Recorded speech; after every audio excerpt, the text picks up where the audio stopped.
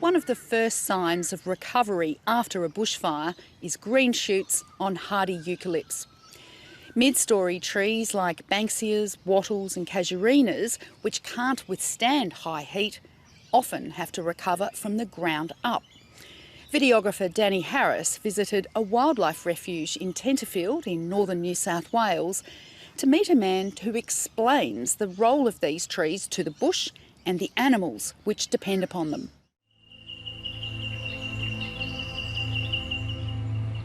My name's Steve Haslam. I'm the owner of Quoll Headquarters, the dedicated free-ranging sanctuary for the Australian spotted-tailed quoll.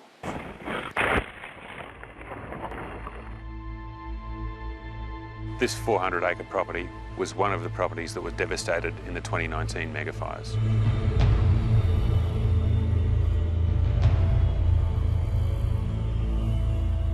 We're seeing a lot of this, and you do very quickly see this out of the eucalypt species. They throw all these epicormic shoots right up and down the trunk. It looks great. It looks like the ecosystem's recovering and recovering well. Although this is a really great sign, it's still years before it is a fully functioning and flowering tree as it was before the fires. But there's a much broader story, and that story is the mid-level of the canopy. These mid-story trees, they're still years away from being a fully functioning tree in the ecosystem as they were before the fire.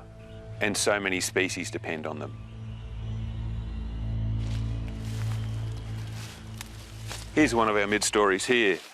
This is a wattle that's in the acacia family. This one's called a hickory wattle. You can see the original tree.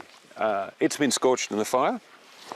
These guys are different. They don't have the epicormic shoots like we were looking at the eucalypt. These guys start from the ground up again, from their roots and their lignotubers.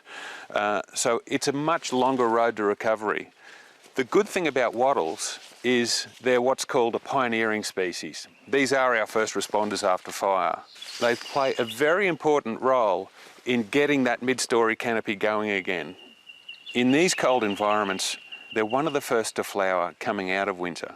Why that's important is wattle flowers, unlike other most tree flowers in Australia, they don't have any nectar. They only have the pollen, which is protein. So when these animals are coming out of winter, they're hungry, they're thin, and they need to kick into their breeding season. They need that protein. That's the importance that wattles play.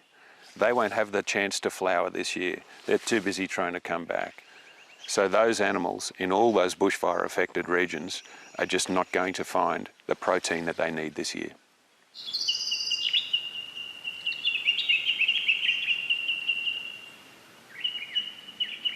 Here's one of our very important mid-story trees. This is a big old man banksia.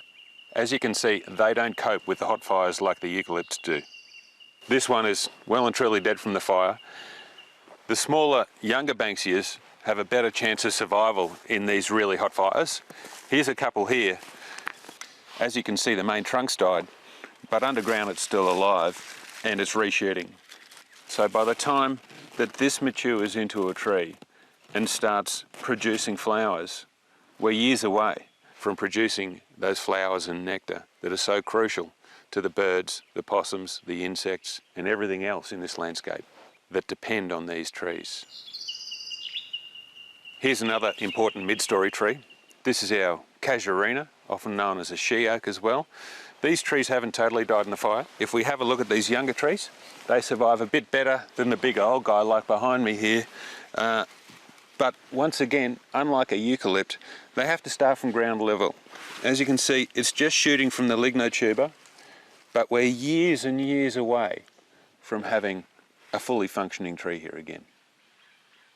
These guys are really important because they produce these small cones.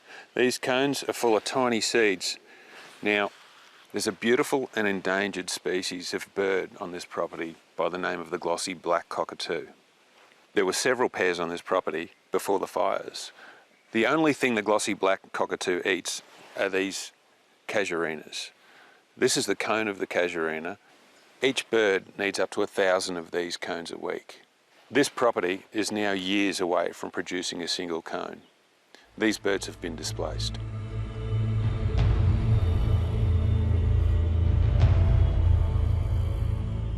So again, When you see these epicormic shoots coming through these eucalypts, yes, that's a great sign, but there is so much more to the Australian bush. The recovery of this very important mid-story in the Australian bush is going to be long and slow, and that's if we don't have another fire. If we have another one of these big hot fires that comes through, the clock starts again.